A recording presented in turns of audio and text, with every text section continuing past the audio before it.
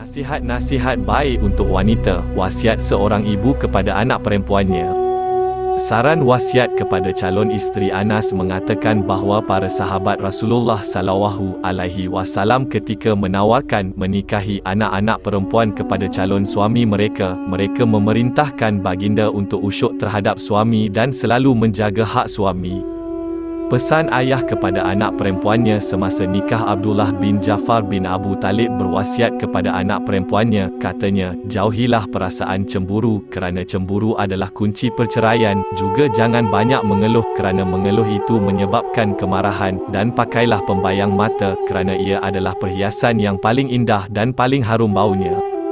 Pesan ibu kepada anak perempuannya. Diriwayatkan bahawa Asma binti Arijah Al-Fazari berpesan kepada anak perempuannya pada masa perkahwinannya, sesungguhnya kamu telah keluar dari sarang yang kamu duduki ke suatu hamparan yang tidak kamu ketahui, juga kepada seorang sahabat yang tidak kamu kenali dengannya. Rasa tenteram, maka jadilah kamu seperti bumi baginya, maka dia akan menjadi langit bagimu. Jadilah kamu sebagai hamparan baginya, nescaya dia akan menjadi tiang bagimu.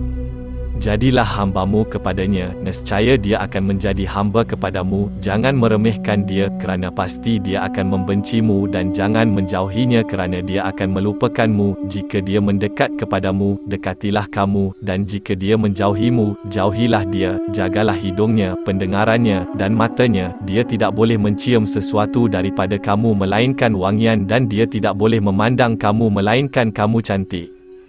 Pesan Amamah binti Harith kepada anak perempuannya di majlis perkahwinan itu.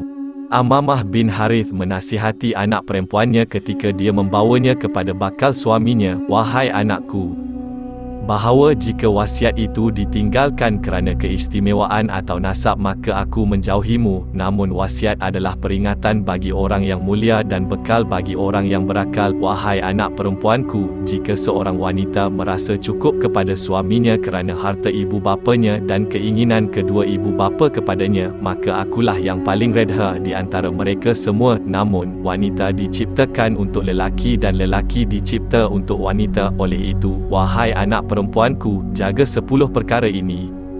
Pertama dan kedua, perlakuan dengan sifat qanaah dan muasyarah melalui perhatian dan ketaatan yang baik, kerana dalam qanaah terdapat kebahagiaan di dalam hati, dan dalam ketaatan itu terdapat keredaan Allah.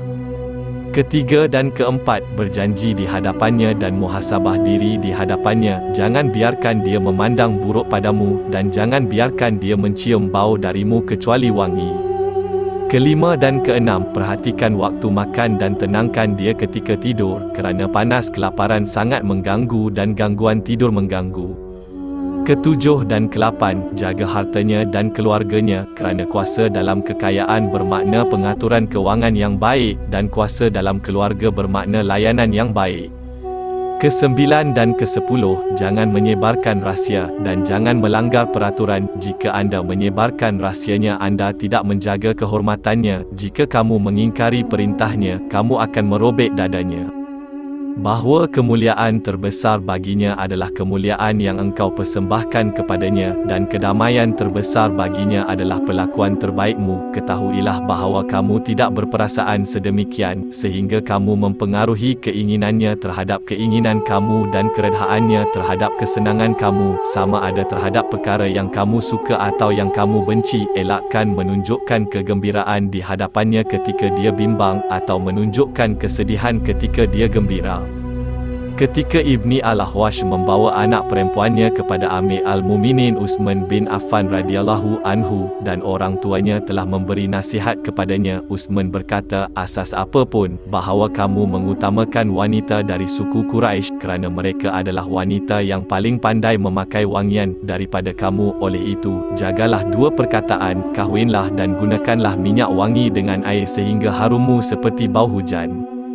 Ummu Muashirah menasihati anak perempuannya dengan nasihat berikut, saya benar-benar membuat dia tersenyum berbaur kesedihan, wahai anakku, Kamu terima untuk menjalani kehidupan baru, kehidupan yang ibu dan ayahmu tiada tempat di dalamnya, atau salah seorang saudaramu. Dalam kehidupan itu anda menjadi kawan kepada suami anda, yang tidak mahu sesiapa pun campur tangan dalam urusan anda, walaupun darah daging anda. Jadilah isteri baginya, anakku, dan jadilah ibu baginya, kemudian buat dia merasakan bahawa anda adalah segala-galanya dalam hidupnya, dan segala-galanya di dunia.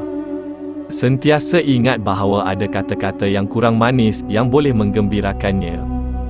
Jangan buat dia rasa dia kahwin dengan awak menyebabkan awak rasa jauh dengan keluarga dan saudara mara.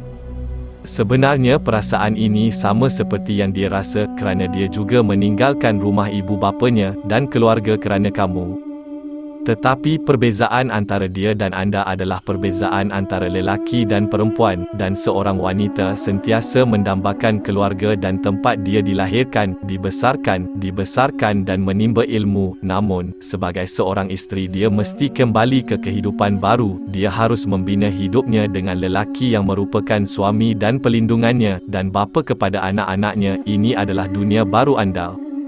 Wahai anakku, inilah realiti yang kau hadapi dan inilah masa depanmu. Inilah keluarga anda, tempat anda dan suami bekerja bersama-sama melayari bahtera rumah tangga. Bagi ayah kamu, itu ketika itu, sesungguhnya aku tidak memintamu melupakan ayahmu, ibumu dan kaum kerabatmu, kerana mereka tidak akan melupakanmu selamanya. Wahai anakku, bagaimana seorang ibu boleh melupakan anaknya, tetapi saya meminta anda untuk mencintai suami anda dan tinggal bersamanya, dan anda gembira dengan kehidupan anda bersamanya. Seorang wanita berwasiat kepada anak perempuannya seraya berkata, wahai anakku, janganlah kamu lupa membersihkan badanmu, kerana kebersihan tubuhmu itu menambah cinta suamimu kepadamu. Kebersihan rumah mampu melapangkan dada, mengeratkan hubungan silaturahim, menyerikan wajah agar sentiasa cantik, disayangi, dan dimuliakan di sisi suami. Selain itu, ia disukai oleh keluarga, saudara mara, tetamu, dan setiap orang yang melihat kebersihan badan dan rumah akan merasai ketenangan dan kesenangan jiwa.